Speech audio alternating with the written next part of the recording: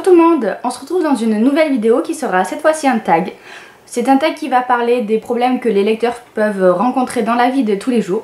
J'ai trouvé les questions sympas et j'avais envie d'y répondre. Donc on commence tout de suite.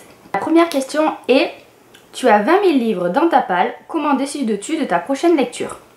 Alors, 20 000 livres, on va peut-être pas aller jusque là, hein. Je crois que j'en ai pas mal, je dois en avoir 100, 150 de livres dans ma palle. En fait ma palle c'est toutes les étagères qu'il y a ici jusqu'en bas et une étagère au-dessus de moi. Et bien sûr à chaque fois les rayons sont doublés, donc il y en a pas mal. Alors comment je fais pour choisir un livre? Généralement je me plante devant et je prends les livres, je lis le résumé. Des fois je vais lire des avis, mais je devrais pas le faire ça, je devrais plutôt me fier à mon envie quoi. Voilà quoi, c'est vraiment disons par rapport à ce que je vais avoir envie de lire sur le moment. Et puis souvent j'alterne, c'est à dire que si je viens de lire un young adulte, j'essaye de lire une romance plus adulte, ou alors si je lis un contemporain, je vais lire quelque chose de paranormal ou quelque chose d'historique. Voilà, j'essaye de pas toujours lire la même chose, plusieurs livres du même genre d'affilée, parce que sinon ça m'ennuie rapidement quoi. Et puis aussi je vais avoir tendance à comparer souvent quand je lis deux livres du même genre d'affilée. Donc voilà, je préfère avoir une petite coupure au milieu. Deuxième question: tu as lu la moitié d'un livre et tu ne l'aimes pas. Tu abandonnes ou tu continues? Alors moi j'ai la sale habitude de continuer à lire même si ça ne me plaît pas. Je sais pas, c'est comme ça, j'ai pas envie de m'avouer vaincue, je suis toujours en train de me dire mais non, attends, peut-être que par la suite ça sera mieux, mais non, attends, peut-être que la deuxième moitié du roman sera mieux, mais non, attends, peut-être que la fin sera mieux, et voilà, des fois je persiste et pour rien, hein, on va dire ça comme ça. J'ai décidé de ne plus me forcer, alors c'est difficile hein, parce que j'ai quand même un caractère assez têtu.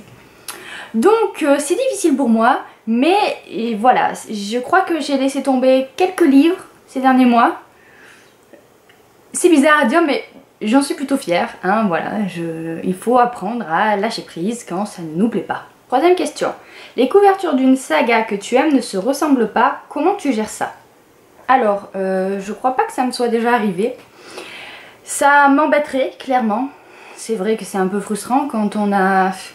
Déjà, la couverture c'est une chose, mais alors quand le format change, vous savez qu'ils sont pas tous de la même hauteur ou que le dos du livre n'est pas pareil, là c'est encore une autre chose, hein.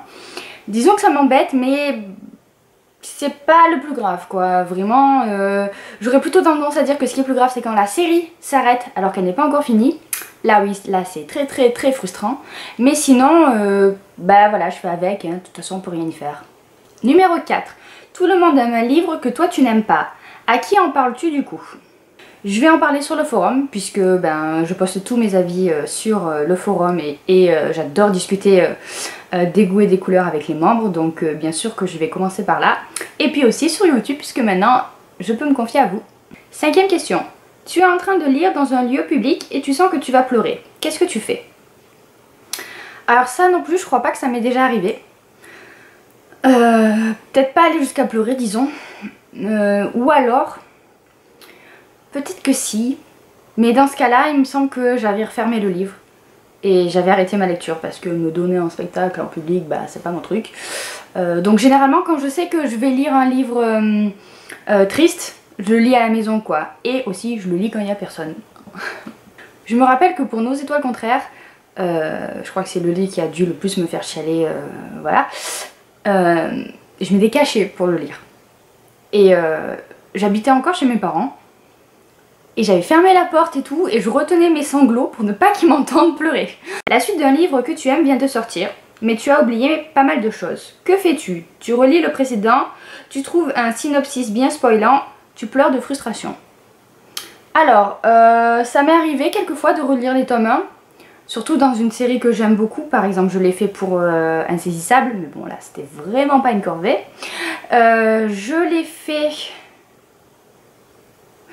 pour la 5e vague, parce que j'avais envie de le relire là aussi et que du coup entre le tome 1 et le tome 2 il s'est écoulé quand même pas mal de temps.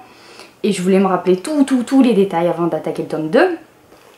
Après c'est vrai que généralement j'essaye de trouver un résumé qui spoil quoi, ou aller voir des avis où il y a marqué spoiler pour essayer de me rappeler certaines choses quoi, parce que c'est mon gros problème en fait. Il y a beaucoup de séries que j'ai arrêtées parce que eh bien, je ne me rappelais pas le tome d'avant et ben, j'avais pas envie de le relire quoi. Par exemple ça, hein, Les Vampires de Chicago, j'ai lu le tome 1, je sais pas, il y a 1 an ou 2, j'ai une mémoire de poisson rouge, hein, donc voilà, hein, je me rappelle plus du tout et ben du coup ça m'empêche de lire le tome 2 alors que je sais que c'est une très bonne série de Beat Lit et que beaucoup l'aiment.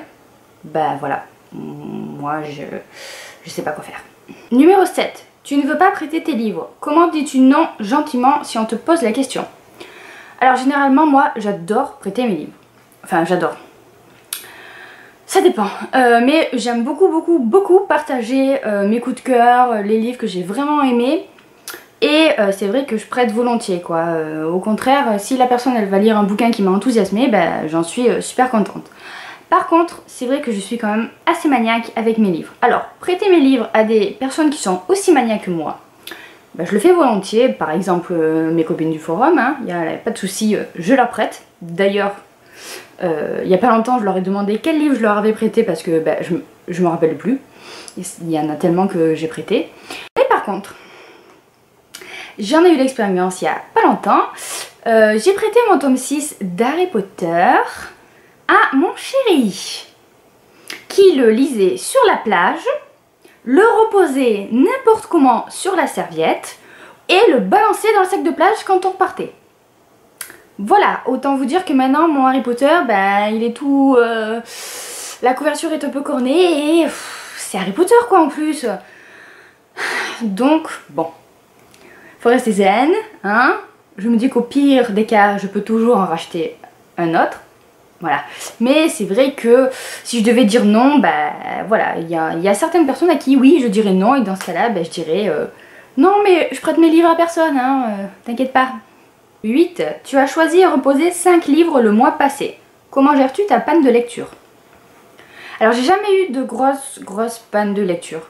Il m'est peut-être arrivé de pas arriver à lire pendant quelques jours, mais c'est vrai que la lecture pour moi c'est quelque chose de quotidien. Et bah, je peux pas m'en passer et même si je tombe sur une daube, bah, je vais lire ma daube quoi, voilà. Puis comme je le disais juste avant, j'ai du mal à reposer un livre même s'il ne me plaît pas, donc ben voilà, je le lis. Numéro 9. Il y a tellement de nouveaux livres que tu rêves d'acheter. Combien en achètes-tu réellement? Est-ce que je suis obligée de répondre à cette question?